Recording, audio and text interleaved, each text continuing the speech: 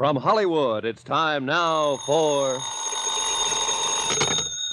Johnny Dollar. Ralph Dean, Johnny. Mono guarantee. Oh, hiya, Ralph. How are things? Rough. My wife could kill me, Johnny. For the insurance? No, just for kicks, because she's mad, because she wanted a mink coat. In short, she's a woman. I couldn't buy her a mink. I don't make that kind of money. You know how it is in the insurance game. Oh, sure, I know, Ralph. You're down to your last yatch. So what happens yesterday? I lose 80 mink coats, silver blue, worth $100,000. Gone, snatched, disappeared. Warehouse robbery? Check. Bandley Furriers out in Los Angeles. My wife's about to blow her stack. She says if I can't afford one fur coat for her, then how come I can pay for 80 of them that I haven't even got? How do you reason with a woman, Johnny? I never try. Usually I just send flowers. I've already done that. She ran them through the garbage disposer. So now what do I do? Buy some more flowers.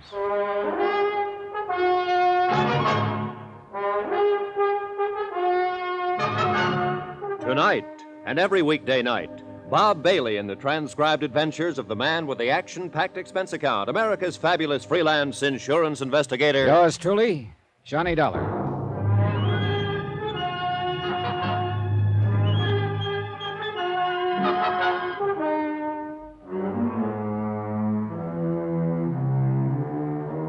From Special Investigator Johnny Dollar to the Home Office Mono Guarantee Insurance Company, 4312 Spring Street, Hartford, Connecticut. The following is an accounting of expenditures during my investigation of the Silver Blue matter. Item 1, $152.40, telephone and incidentals and transportation to Los Angeles. I called the Mono Guarantee agent out there before I left and got a brief rundown on the case. Among other things, I learned that a man I'd known and worked with before, Detective Lieutenant Raymond Garcia, had been put in charge. And with Garcia on hand, I knew I could count on cooperation by the police. But I still wasn't expecting quite as much as I got.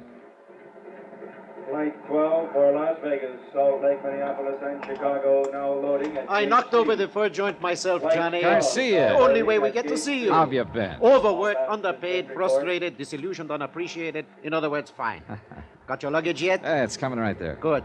We ought to get moving. I've got a squad car outside. What's all the rush? We've got a guy downtown in the hospital I figured you'd want to talk to. Well, he'll wait, won't he? He'd probably like to, if he had any choice. He's dying? Kinda looks that way. He's one of the 2 night watchmen the gang slugged when they broke into the warehouse. And he's our big one, Johnny. He's all we've got. Has he been able to talk? A couple of sentences during the night.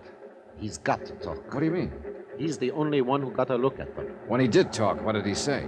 Gibberish, mostly. He did say one thing, though. They were kids. Just a gang of kids. Oh, that's going to make it rougher. Yeah, in a lot of ways. What do you mean? You'll find out later, Johnny. Come on, let's go.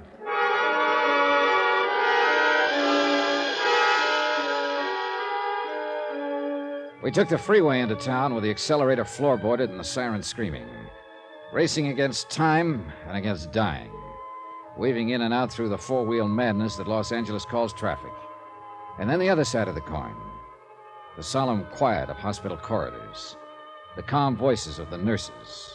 And the blank hardness of sterile white walls.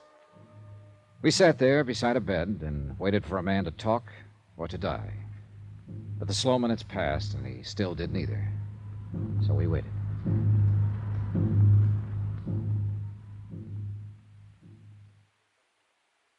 Guess that shot the doctor gave him is not going to have any effect. Apparently not. It's a crazy world, Johnny. No, just the people in it. I mean, yesterday, we'd never even heard of this guy. I still don't know his name. And 24 hours later, here we are. A couple of strangers sitting around watching him die. It's here on his chart at the head of the bed. Albert Christman. Strangers. Not even family or friends. He didn't have any family or friends. He lived alone in a furnished room. Worked alone, too, except for one partner. So, a gang of punks jump him and bust his head open. I'm a bad cop, Johnny. I get sentimental about things like this. How'd they work it, Garcia? It's a warehouse district. The streets are practically deserted at night. A police prowl car checks the street once about every 40 minutes, and they hit at 1:10 a.m., 3 minutes after the police had passed. Sounds professional. No, just a smart bunch of kids. The only fur they seemed to know was mink. They passed up a dozen or so chinchillas worth twice as much. How'd they get in? I don't know. Chrisman hasn't been able to tell us. They must have tricked him into opening the door. What about Chrisman's partner? He was making his rounds. They slipped up behind him, slugged him. He didn't see them. He didn't know what hit him. And nobody outside in the street saw anything? Saw them leave with the furs or anything? Nope. Or if they did, they're not saying anything. Oh, it's a rough one, Johnny. We haven't got a thing to go on.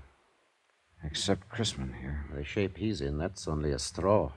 If he recognized any of them, if he lives long enough to identify... At least the poor devil can groan. I don't know. I think he's closer to being conscious right now than he's been in the last hour. Maybe you're right. Chrisman? Water? He wants a drink. Yeah, here you go. That enough? You want some more? Who are you? This is Johnny Dollar, insurance investigator from Hartford. I'm Lieutenant Garcia, L.A. Police. Warehouse. The kid. It's all right now. You're in the hospital now. It's going to be all right. My head. Do you feel like answering a few questions, Mr. Chrisman? It won't take long. Those kids, how did they get in? Telegram. Telegram? He showed me the telegram through the window. Yes? When I opened the door, one of them hit me. Did you get a look at the boy who showed you the telegram? Yes. I saw him. Yeah? 18, 19. What did he look like? 5'9", 10. Dark skin, black hair, How was he dressed? dark jacket. Hard to think. Any scars? Anything unusual about him? No. My head. Are you sure? Sure. Would you recognize him if you saw him again? Yes. Any of the others? No. The only one. There was a mark on his arm. What kind of a mark? My head. Oh, my head What kind of a mark on his arm? hurts too bad. I...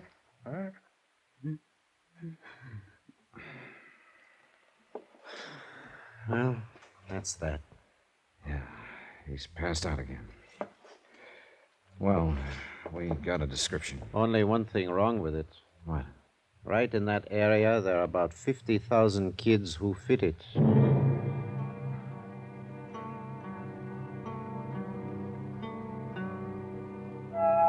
I talked with Mr. Banley, owner of the Furs. Then Garcia and I went down to the warehouse. It stood on the fringe of the river bottom section, fronting the railroad yards, and backed up by block after block of weather-beaten slum shacks. We looked through the warehouse, at the racks where the furs had hung, watchman's office where the gang had entered, but knew while we did it that we were only going through the motions. The police technicians had already been over the place inch by inch, and they'd found exactly nothing. Finally, we stepped out the door into the street. A drab gray street, cluttered with things cast off and discarded. Dusty and hollow. There's the story of this whole district down here, Johnny. Right there in that street. Yeah. It's a backwash, a service yard. It's something you need but don't like to look at, so you shove it out of sight. People you need but don't want around. It's the same with them. You grew up down here, didn't you, Garcia? Yeah, I grew up down here. That's why they gave me this case. I know this section inside out. And that's why I told you this one was going to be tough. I think I get the general idea. Those kids came from that slum there to the east. One gets you 9 on that. The people who live there aren't on our side, Johnny. If they do know anything, they won't talk, is that it?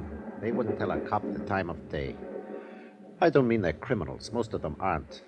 It's just that they always put themselves on the other side. What about juvenile gangs? Do they operate around here? There are dozens of them. And there's another thing. A few of these gangs are pretty rough, and people who might talk don't because they're scared to. Oh, it's a great setup, Johnny. A fine place to look for $100 grand in furs. You know, I've been thinking about the fact that they knew exactly the time to hit. They must have staked out here somewhere. Sure, and probably right in the place you're thinking. Hey, that lunchroom across the street? No, they had to be inside, or the prowl car would have seen them. That's the only place open at night. Did you shake it down? Like I told you, Johnny, they won't give us the time of day. Uh-huh.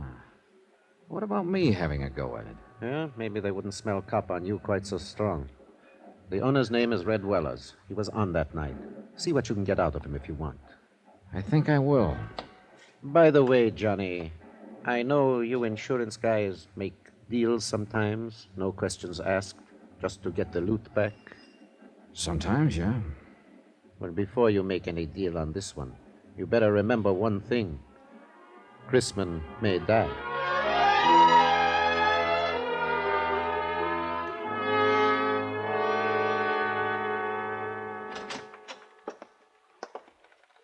What do you say, Mac? Save your money. What do you want? Coffee? Yeah, I guess so. How's business? $1.02 a day. Farther in the hole. Want cream? No, I'll drink it black. Want a sinker with it? No, thanks. Are you Red Willers? So that's it. What do you mean? You're in that fur case, ain't you? Maybe. I thought you was the same one, but I couldn't be sure seeing you across the street. You come up with that cop Garcia a while ago, didn't you? That's right. I'm an insurance investigator. Well, you come to the wrong address, mister. I don't know nothing about nothing. Who was in the lunchroom here just before the robbery? I don't remember. Any young kids here? No, it was all old men with long beards. I see. 10 cents for the coffee. Yeah, they got you real scared, haven't they? Haven't they? I don't know any days. All right, look. You know Chrisman, the watchman over at the warehouse. He comes in. He didn't know any theys either. What about it? Nothing. Except he's dying. I'm at the Wilkins Hotel if you change your mind. Room 312, Johnny Dollar. Sorry, I don't see no use of me dying, too. Follow me, Mac?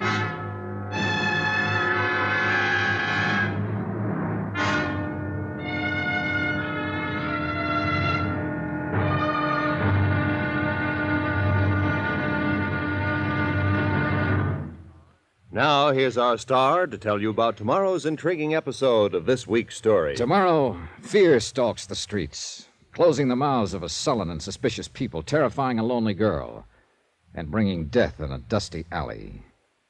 Join us, won't you? Yours truly, Johnny Dollar.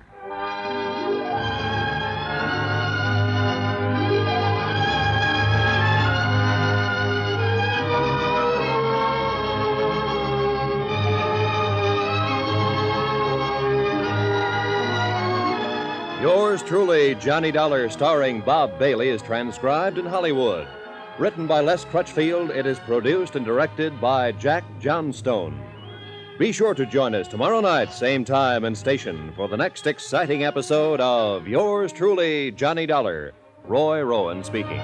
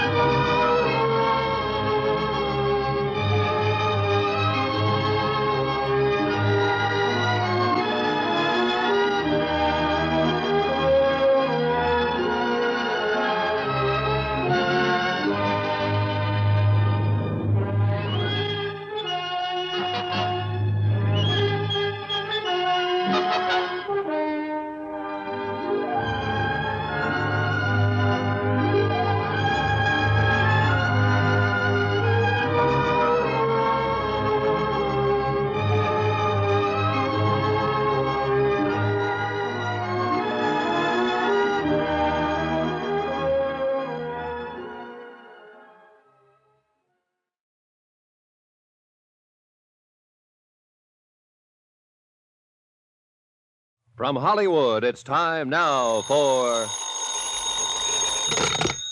Johnny Dollar. This is Red. Red Wallace, remember?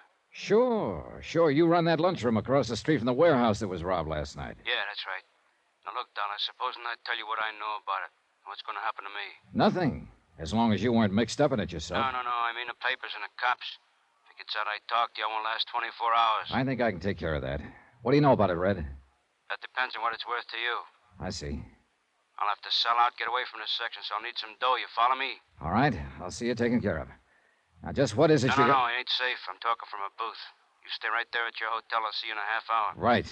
Just you. No cops. Yeah, that's right, Mr. Beck. Mr. Beck. 6 quarts of milk and 2 pounds of butter. Sure, right away. Thanks, Mr. Beck. Goodbye. Hello. Hello.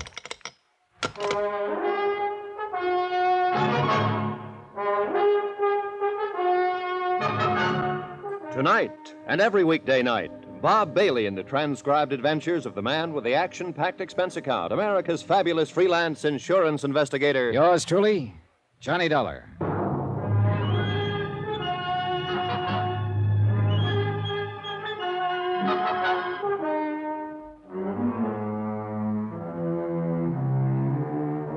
From Special Investigator Johnny Dollar, location Los Angeles, California, to the Home Office, Mono Guarantee Insurance Company, Hartford, Connecticut. Assignment, the Silver Blue Matter. Expense account continued. Item 4, 20 cents, a phone call to my friend Lieutenant Garcia of the L.A. Police, and a call to Queen of the Angels Hospital. Albert Chrisman, the night watchman who was slugged by the gang of teenage hoodlums during the warehouse robbery, was still unconscious. And Chrisman, unless Red Weller was ready to talk now, was the only lead I had toward finding $100,000 worth of silver blue mink coats. I waited 2 hours and a half for Red Weller, but he didn't show.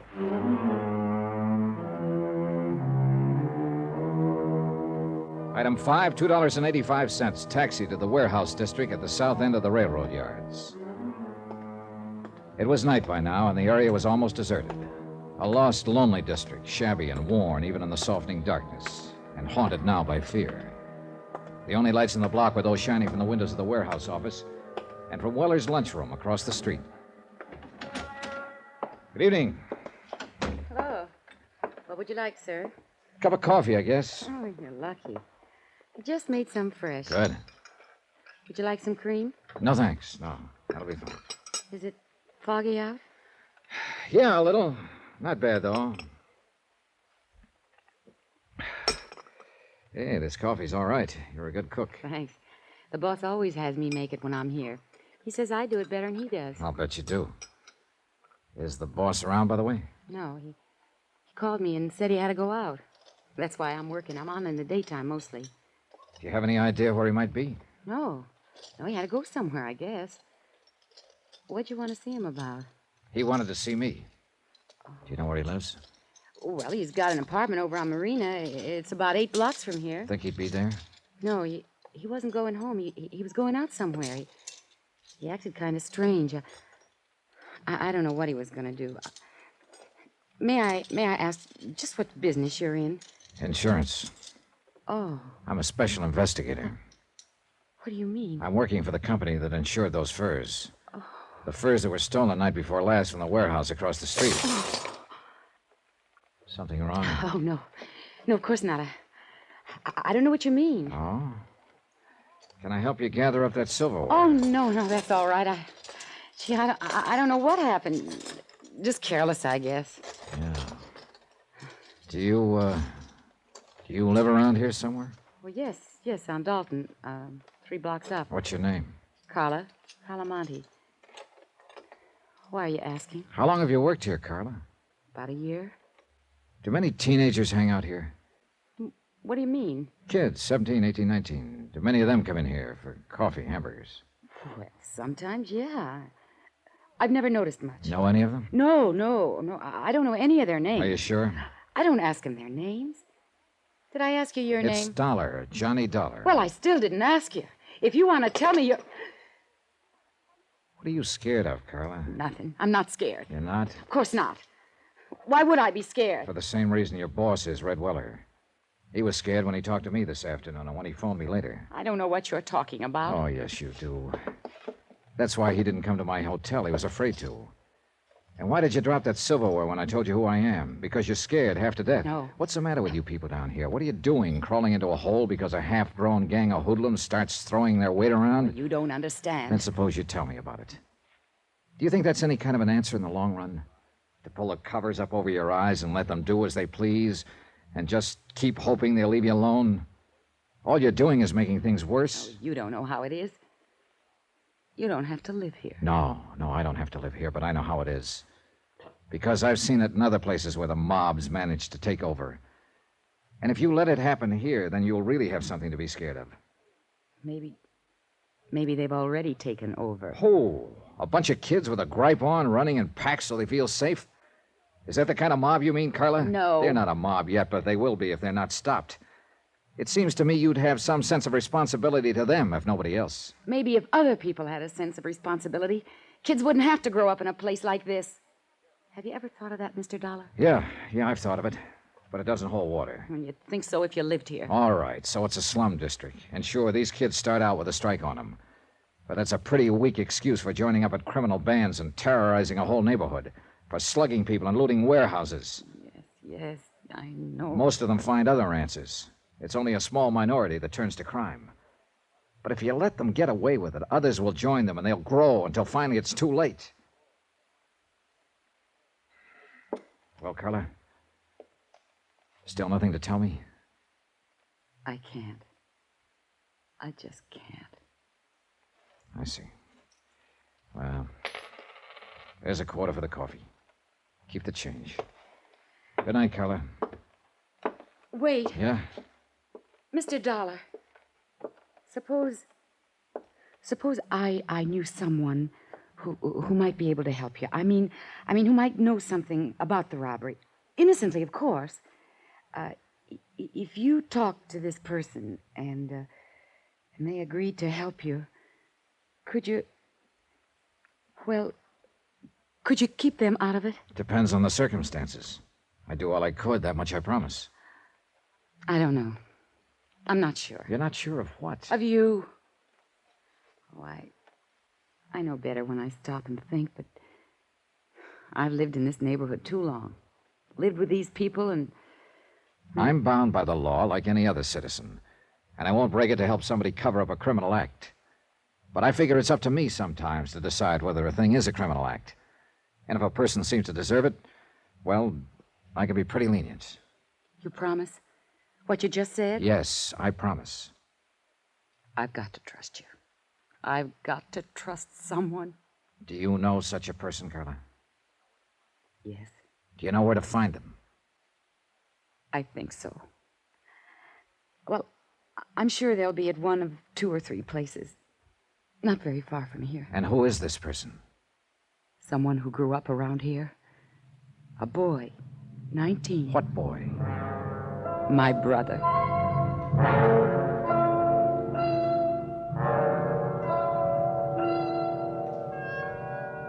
Expense account item 7, $2.70, taxi.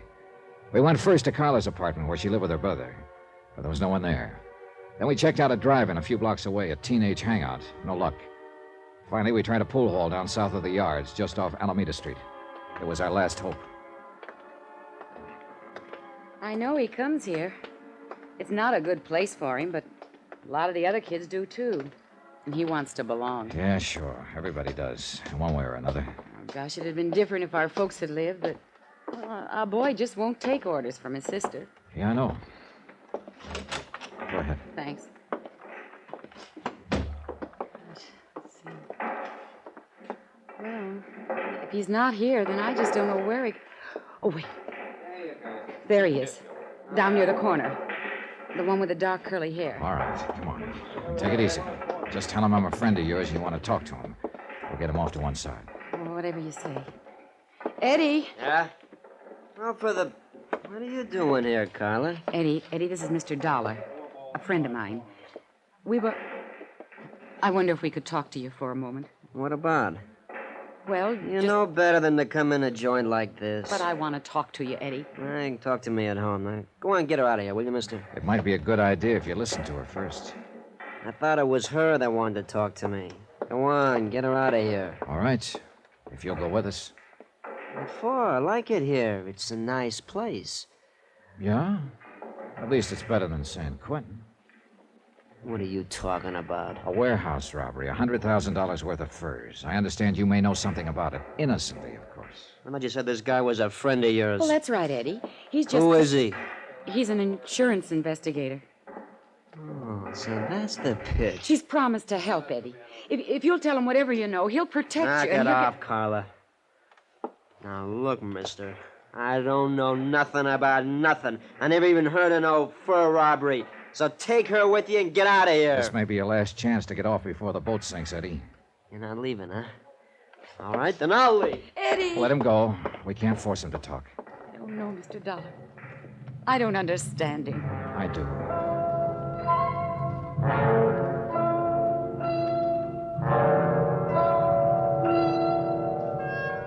Item 8, 10 cents. Phone call from the pool hall to Lieutenant Garcia at police headquarters. He said there was no change in Albert Chrisman's condition yet. He was still holding on, and he still hadn't talked. But there had been another new development, a big one. And when I joined Carla in the taxi outside, she knew it by the look on my face.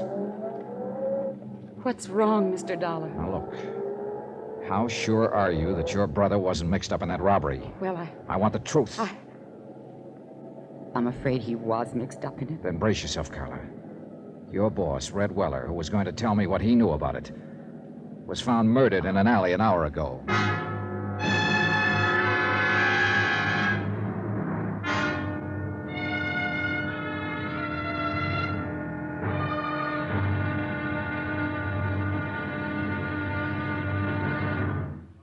Now, here's our star to tell you about tomorrow's intriguing episode of this week's story. Tomorrow, a lonely, broken-hearted girl, a blood-stained shirt, and a fight with a cornered rat. Join us, won't you? Yours truly, Johnny Dollar.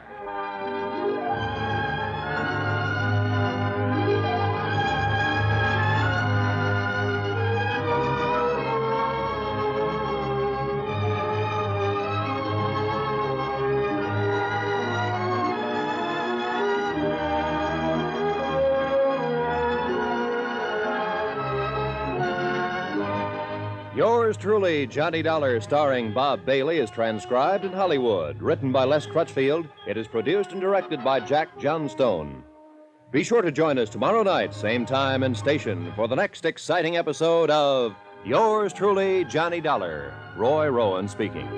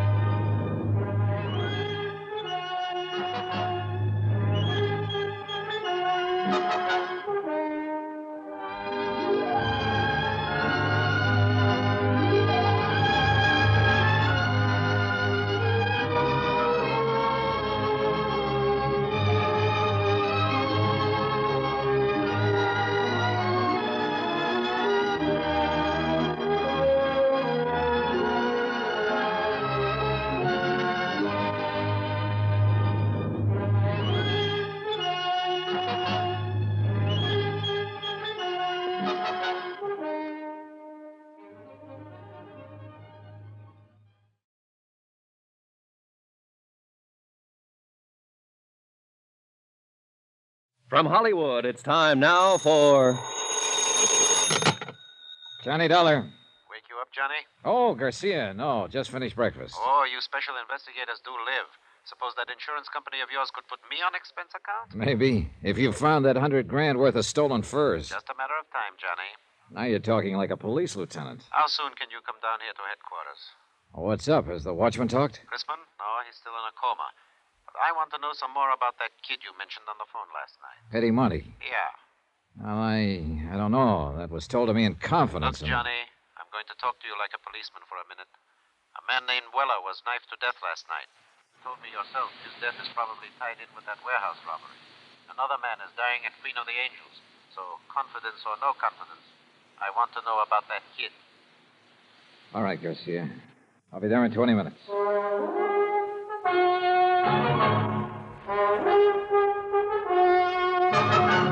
Tonight and every weekday night, Bob Bailey in the transcribed adventures of the man with the action-packed expense account, America's fabulous freelance insurance investigator. Yours truly, Johnny Dollar.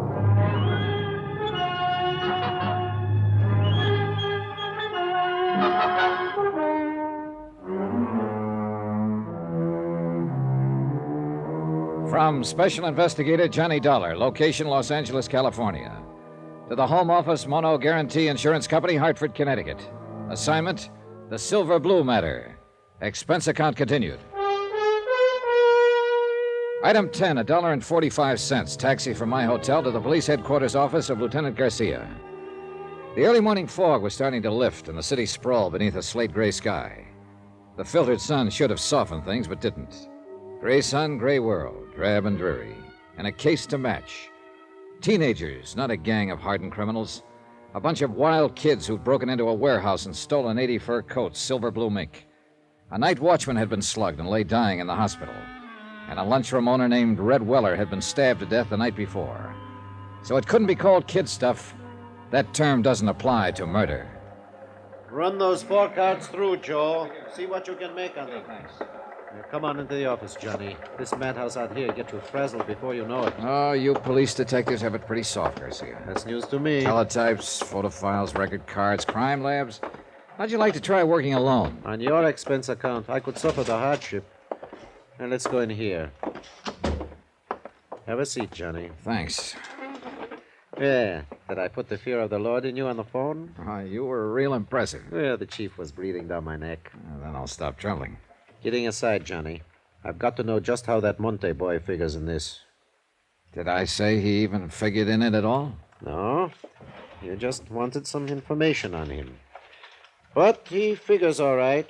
You didn't come out here from Hartford to look up the nephew of an old friend. Oh, I've done crazier things at times.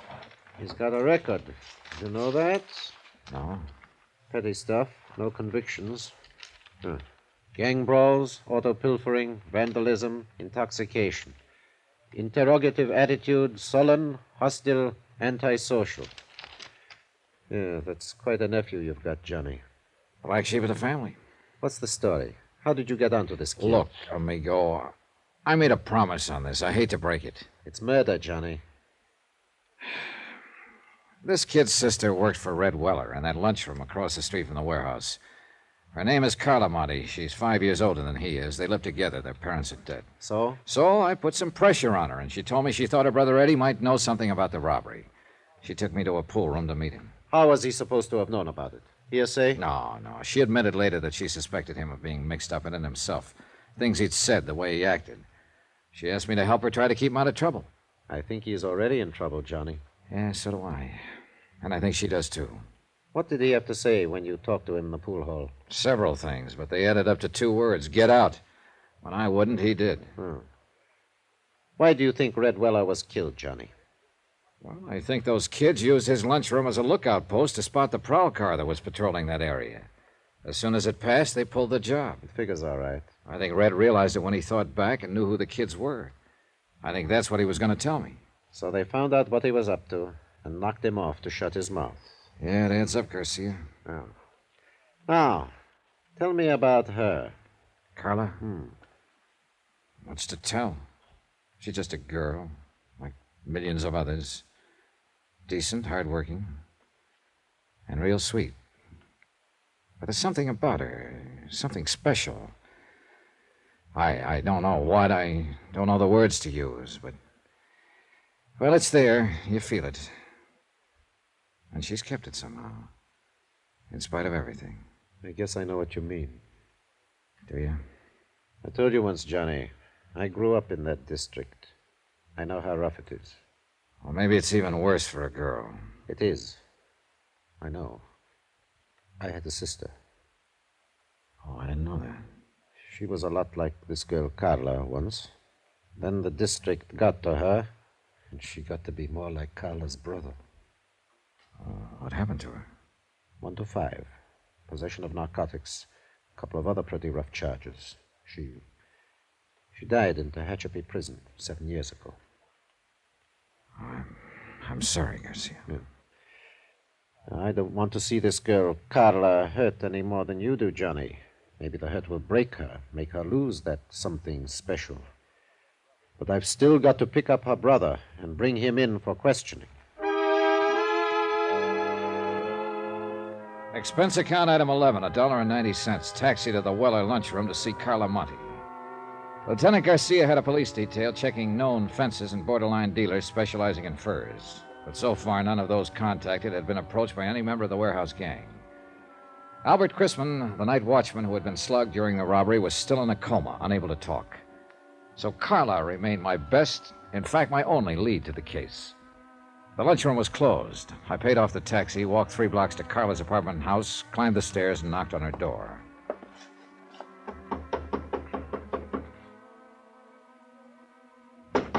Yes? Who is it? Johnny Dollar, I'd like to talk to you. Oh, all right. Just a moment.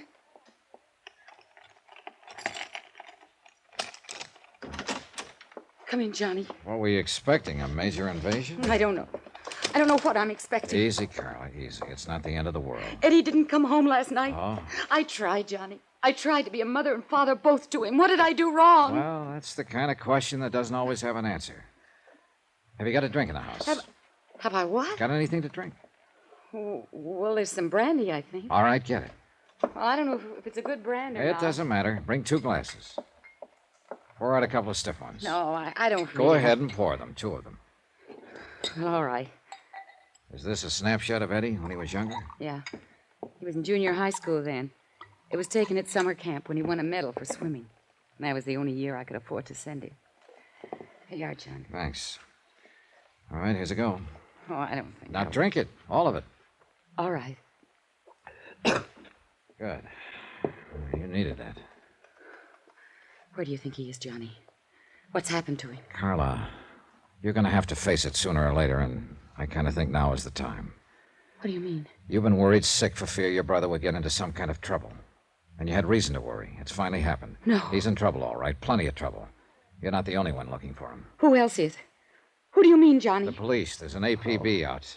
They want him for questioning in connection with the robbery and with the murder of Red Weller. Oh, no. Eddie wouldn't kill anyone. Maybe not, but somebody did. Some member of the gang that robbed the warehouse. And it looks very much as if Eddie is a member. Yes. I suppose he is. Now, look, Carla. Is there anything you haven't told me about the robbery, I mean? No. I was just suspicious, that's all. Because if there is, let's have it. It's too late to protect him now. The sooner he's taken into custody, the less likelihood of his getting any even deeper. He was out that night. He didn't come home until almost morning. I was worried about it, but I knew it wouldn't do any good to ask him. Do you know who was with him that night? No. Who would be the most likely ones to go along on a deal like that? Any of them. Any of those he's been running around with lately. Any idea where they hang out mostly? Well, just those 2 places I took you to last night. That drive-in and the pool hall. Look, if they did pull that robbery, where do you suppose they take the furs? Well, I don't know. Does Eddie have a car?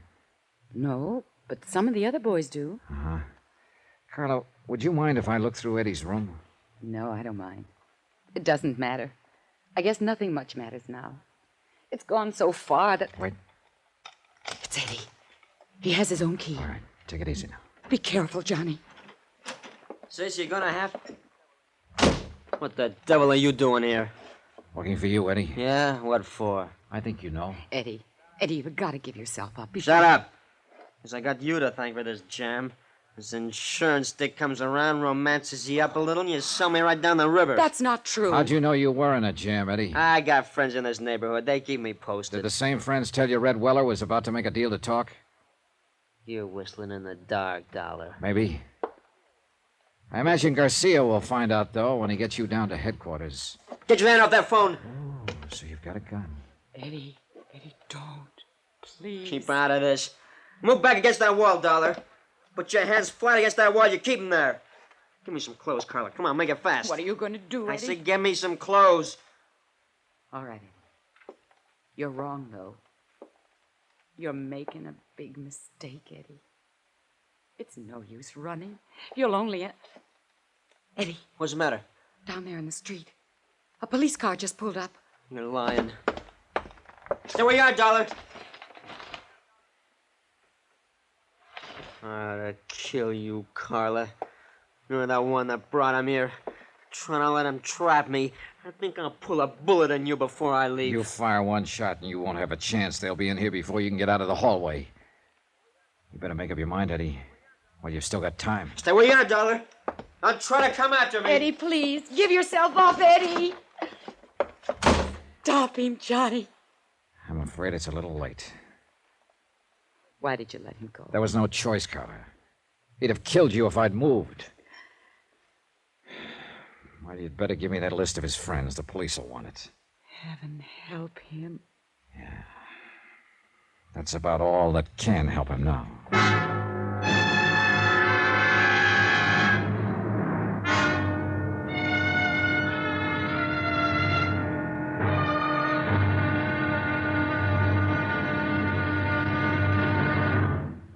Now, here's our star to tell you about tomorrow's intriguing episode of this week's story. Tomorrow, a police net tightens and traps a frightened rat.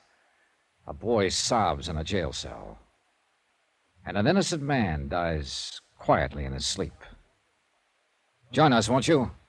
Yours truly, Johnny Dollar.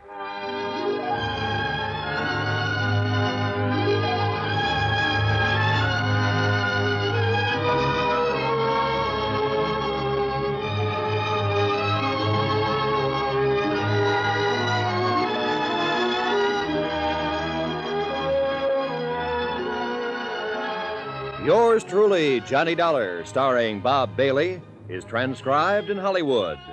Written by Les Crutchfield, it is produced and directed by Jack Johnstone. Be sure to join us tomorrow night, same time and station, for the next exciting episode of Yours truly, Johnny Dollar. This is Roy Rowan speaking.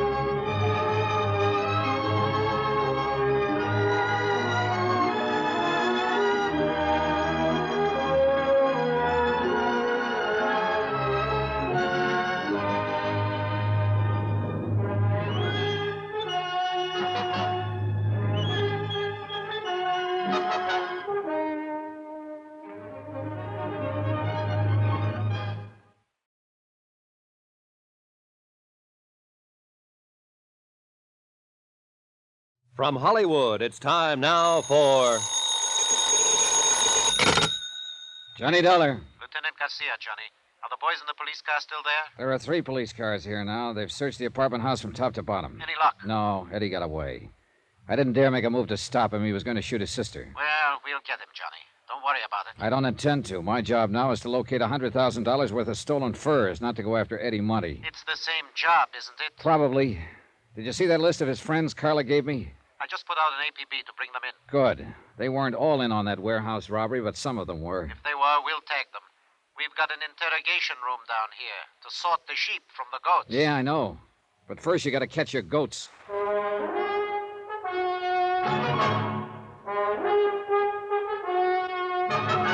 Tonight, And every weekday night, Bob Bailey in the transcribed adventures of the man with the action-packed expense account, America's fabulous freelance insurance investigator. Yours truly, Johnny Dollar.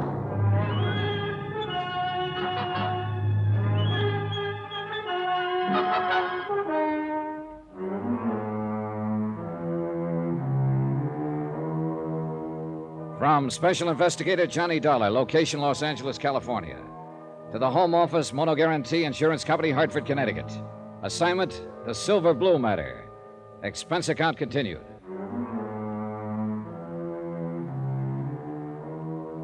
Item 12, 2 cents for the way I felt. I hung up the phone and walked to the window, stood there looking out into the street. The police were leaving the apartment to carry their search for fugitive Eddie Monty into wider territory. And Eddie's sister, Carla, sat huddled in a corner, forlorn, beaten, broken-hearted. From the window, too, the view was anything but cheerful. Dirty, cluttered streets lined by row on row of sagging tenements, drab and gray in the weakening light of late afternoon. This was the slums that had spawned Eddie Monty, raised and nurtured him, made him into a member of a gang, and had now sent him fleeing from the police with a gun in his hand. And the same slum had bred the others of the gang who'd robbed a warehouse of 80 silver blue mink coats, slugged night watchman Albert Grisman into a near-death coma, and had murdered a man who'd tried to give them away. Why, Johnny? What got into him? Why is he ending up this way? I wish I could tell you, Carla. I did something wrong.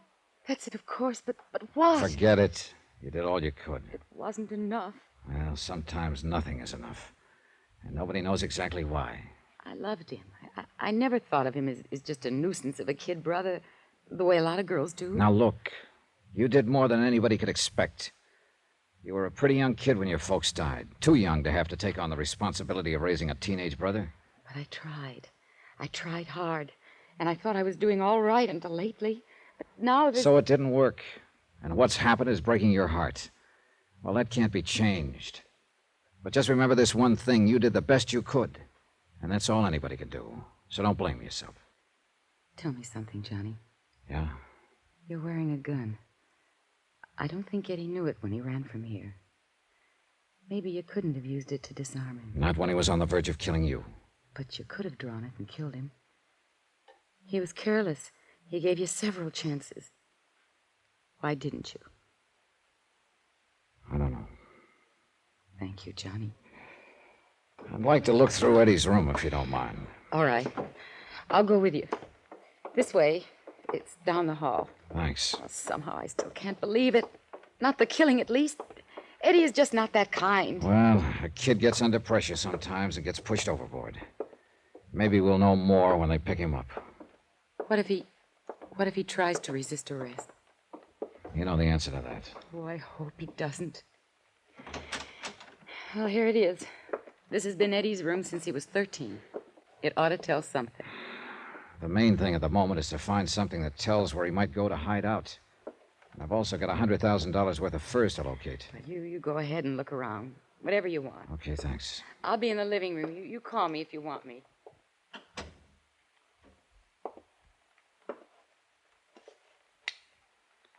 For the sake of company, I switched on a beat-up record player in the corner. And I looked at 6 years of a boy's life, accumulated in one room. Comic books, hot rod magazines, school mementos, knickknacks, photographs. Junk mostly to anybody but the owner. I went through all of it, then through the drawers and chests and through his clothes. Nothing. I looked over the photographs stuck in the mirror tacked on the wall. Some of the names on the boys' pictures were the same as those on the list Carla had given to the police. There were a few pictures of girls and a lot of pictures of hot rods. I picked up an envelope of loose photographs lying on the dresser. They were views of a second-hand panel truck, and in all of the pictures, Eddie was standing beside the truck with obvious pride of ownership. One of the views showed the front license plate. I turned the envelope over. The film had been developed less than 2 weeks before. I called Carla back into the room and asked her about it. No, I didn't know he had a car, or a truck, rather. It may not be his, but I'll lay odds that it is. That look on his face is a dead giveaway. I don't know. He sure kept it a secret. He never brought it here once. Do you recognize the background in those pictures? No, I don't. It looks like a storage yard or an industrial place of some kind, doesn't it? Yeah, I'd call it that. Do you mind if I take these with me? Of course not. Why? The gang had to use something to haul those furs away from the warehouse. But if Eddie was keeping the truck a secret from me, it was because he was planning to use it for the robbery. That one or some other one. Johnny, he was in on it all along. Look, Carla, I've got a hunch Eddie is the leader of that gang. Oh, no. I think the truck was used in the robbery, and I think when we find it, we'll find the furs and we'll find Eddie. See you later, Carla.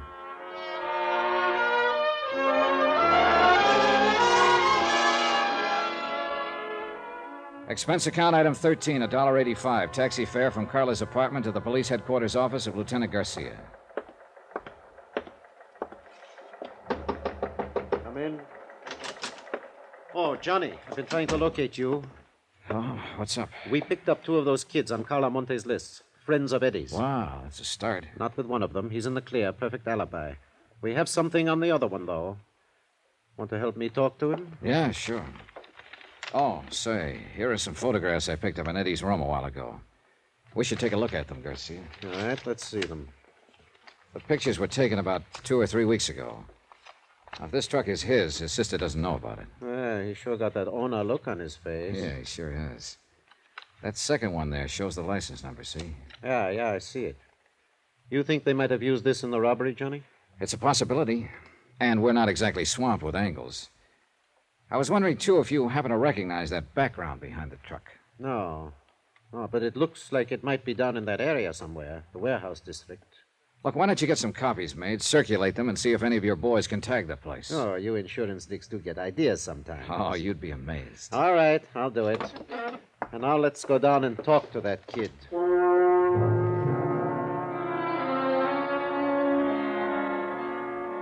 Interrogation room 519 was on the 5th floor.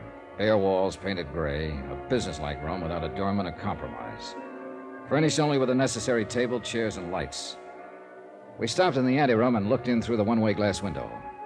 The boy waited alone at the interrogation table, trying to put up a tough, defiant front, but failing by the tremble of a lip and the occasional flick of his eyes. Well, let's go in, get it over with. The kid stiffened when he heard the door open, but he didn't turn around. He just sat there at the table, braced and waiting. You can take that chair at the side, Johnny. Okay, thanks. What's your name? You already know it. I said, what's your name? Mario Santorres. That's your right name? Yeah. Where do you live? Roxman Place, my aunt. Ever been arrested before, Mario? No. You've got kind of a bad memory, haven't you? Why?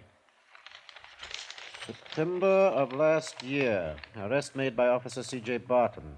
Charge, possession of stolen articles. Hubcap, 2 autoradios, 1 camera. I wasn't convicted. I asked if you'd ever been arrested.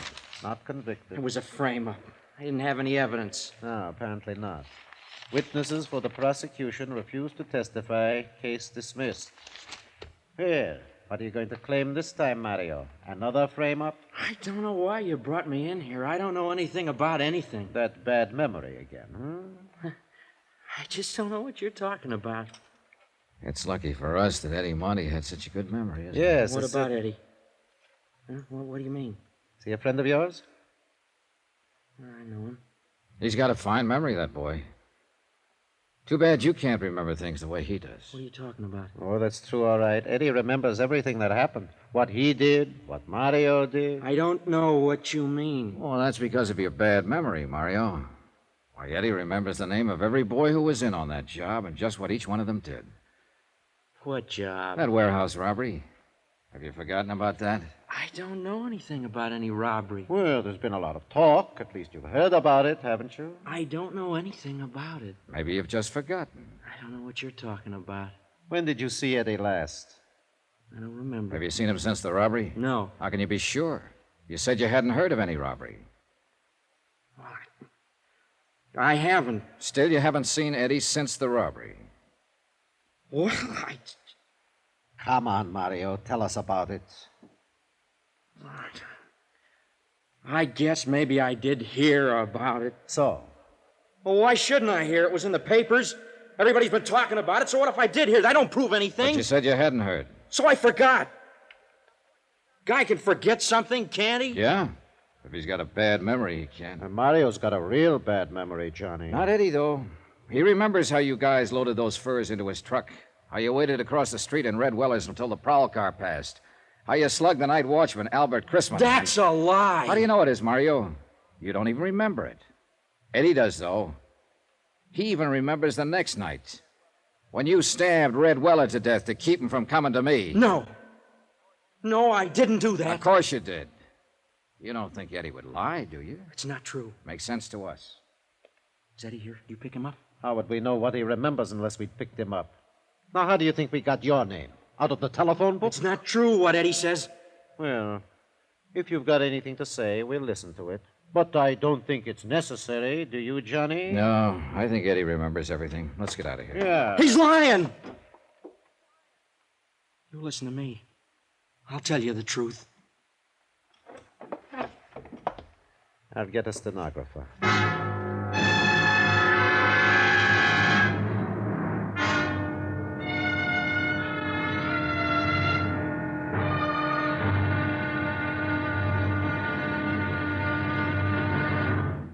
Now, here's our star to tell you about the final intriguing episode of this week's story. Tomorrow, a cautious search, an ambush, bullets and tears. And the end is violence. Join us, won't you? Yours truly, Johnny Dollar.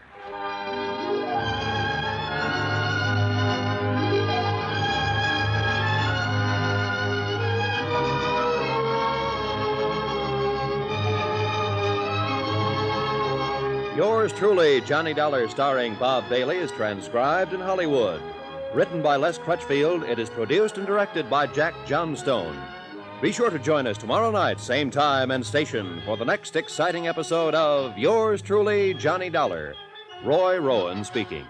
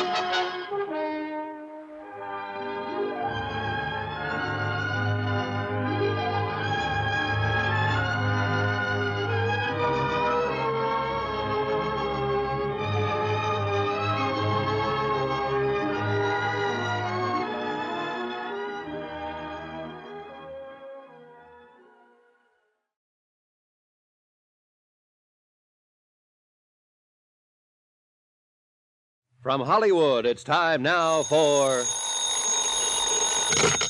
Johnny Dollar speaking, Lieutenant Garcia's office. Johnny, you're the one I was trying to reach. This is Carla Monte. Oh, I was going to phone you later. What's happening? Have they found Eddie yet? Not yet, but the police picked up one of his friends, Mario Santoris. Oh, Mario, I know him. Well, he's been to the apartment lots of times. Was he in on the robbery?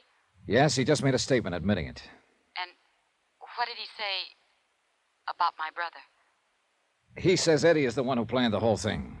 He must be lying. No, Garcia and I are pretty sure he's telling the truth. I'm sorry, Carla. I'm coming down to headquarters, Johnny. There's no use. There's nothing you can do here. At least I can be there when they bring him in or whatever happens. It won't help. You're better off at home. Now, No, Johnny. please. I raised him. Some of the fault must be mine. I can't desert him. I'm going to be there if he needs me. Okay, Carla.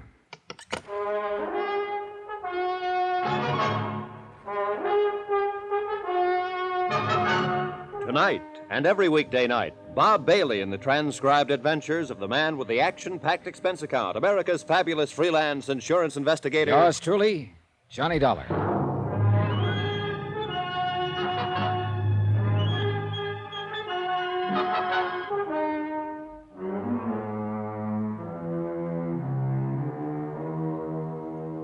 From Special Investigator Johnny Dollar, location Los Angeles, California, to the Home Office Motor Guarantee Insurance Company, Hartford, Connecticut. Assignment, the Silver Blue Matter. Expense account, final page. $100,000 worth of fur coats, silver blue minks, stolen in a warehouse robbery and still missing. A night watchman slugged during the robbery by one of the teenage gang, still lying in a coma, unable to speak. And Red Weller, a man who'd tried to speak, lay in the county morgue, stabbed to death in a dark alley. But now one of the gang had been arrested, a 17-year-old named Mario Santoris, and he'd finally talked. Sitting in Garcia's office, I read Mario's statement through for the second time. Well, what do you think, Johnny? I think the kid was telling the truth. Eddie Monty scraped up enough money to buy that second-hand panel truck and then talked the other kids into knocking over the warehouse. That ties in with what Eddie's sister said. But he'd kept the truck a secret, hadn't told her about it. And also the fact that Eddie seems to be a born leader type. They even mentioned it in one of his former records of arrest. Yeah, I think we can buy it that Eddie Monte is the leader of the gang. Yeah. All right, they picked their night. They cased the place from Red Weller's lunchroom across the street. And as soon as the prowl car passed, they made their move. They got the watchman, Albert Crisman, to open the door by showing him a fake telegram through the window. That's another thing that checks out Mario's story, Johnny. Mario claims he's the one who showed the telegram. That's right. Crisman kept saying, kid with a mark on his arm, and Mario's got a bad scar on his left wrist. That's what I mean. It checks out. Mario didn't know what Crisman had told us. All right, so they got inside, and then, according to Mario's version, it was Eddie Monty who slugged the watchman. Probably true. Then they jumped the other watchman in the dark and started hauling out the furs, loading them into the truck of Eddie's. They knew they had 45 minutes before the prowl car came back through. By that time, they'd finished and split up, Eddie driving the truck away alone and the others disappearing on foot. Yeah, I think that's about the size of it. And I think Mario's telling the truth when he says neither he nor any of the others know where Eddie planned to hide out the truck. And Red Weller, according to Mario, was murdered by another gang member. What was his name? Chuy Morel. Yeah. Well, if that's true, Eddie Monty is at least clean on the murder charge. If it's true. All you can tag him on is robbery and assault on that watchman. I'm kind of glad of it, Johnny. I feel sorry for that sister of his. So do I. She's a good kid, and she's carrying a real load of guilt.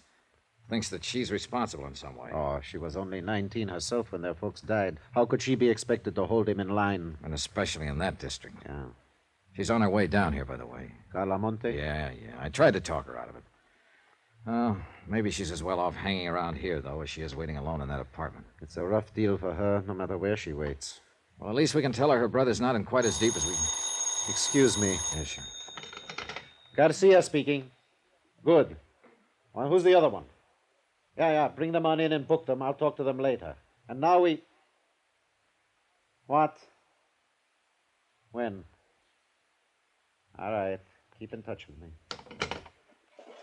The boys just picked up Chuy Morel and the other two. That leaves us one to go. Yeah, the big one. Eddie Monte. And he's even bigger now, Johnny. What do you mean? That watchman Eddie slugged. Albert Crisman. What about him? He just died.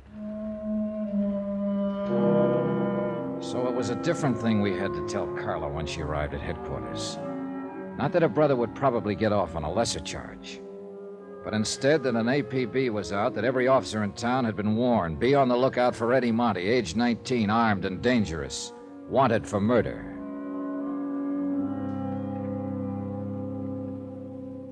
Expense account item 15, $12.50, rent on a hired car. One of Garcia's boys was certain that the background appearing in the photograph of Eddie's truck was somewhere in his district, but he couldn't tag the exact spot. So I decided to cruise that area street by street. Carla Monte, Eddie's sister, went along with me.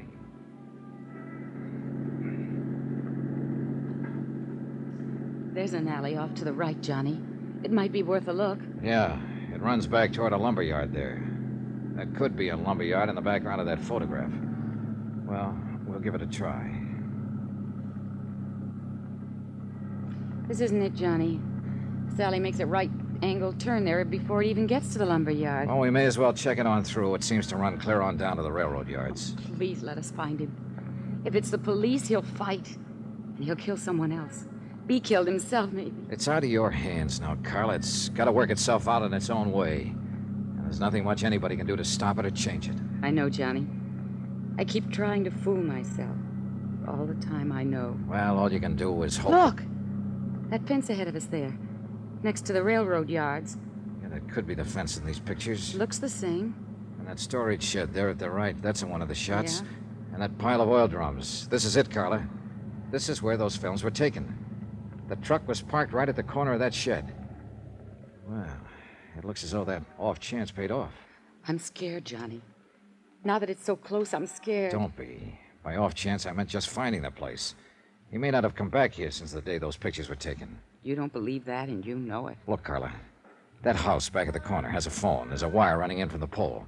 Go back there and use it to call Lieutenant Garcia. Give him the location and tell him to hit the radio and have this whole area blocked off. Got it? Yes. Tell him to cover the railroad yard, too. Sew up this whole section tight. And tell him to make it fast. Johnny. Yeah.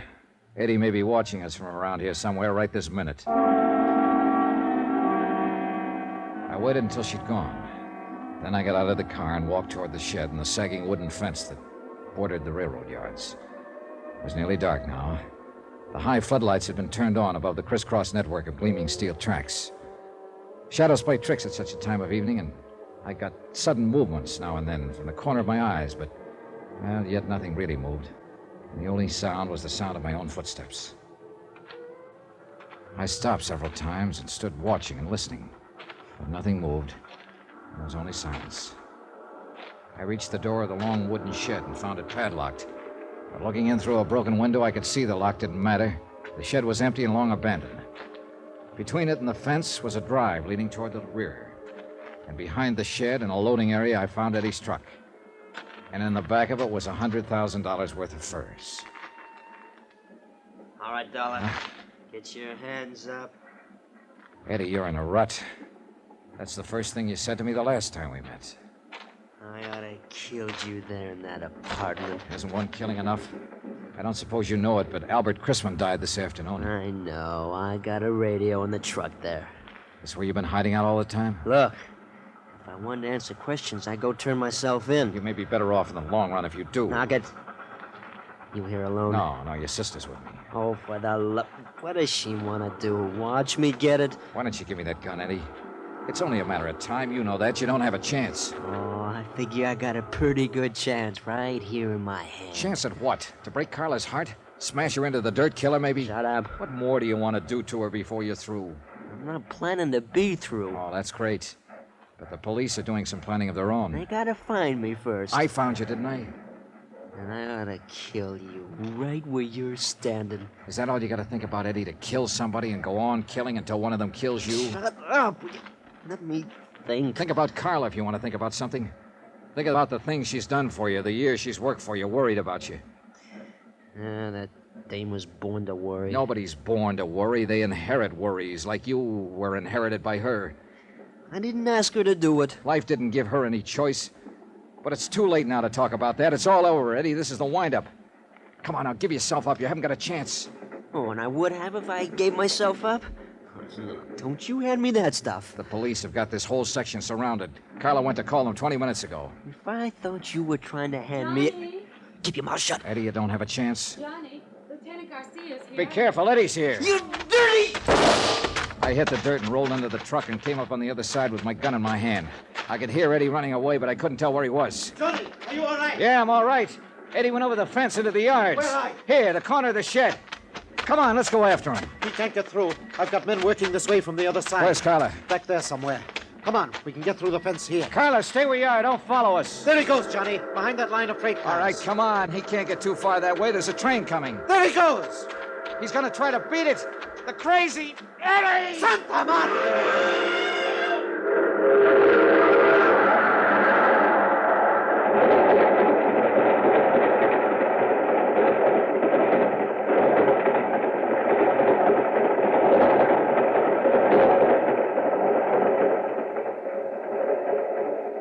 I don't know, Johnny. There must be better ways to die.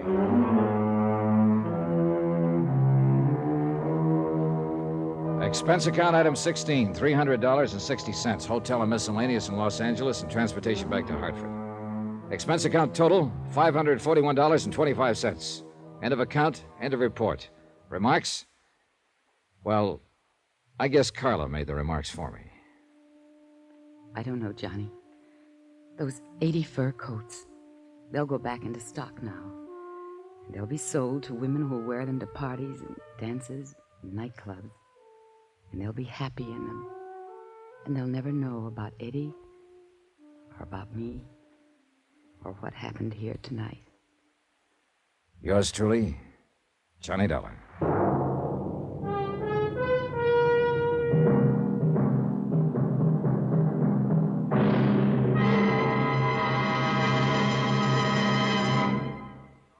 Now, here's our star to tell you about next week's intriguing story. Next week, The Matter of the Medium, Well Done. And a seance or two that I think you'll like. Join us, won't you? Yours truly, Johnny Dollar.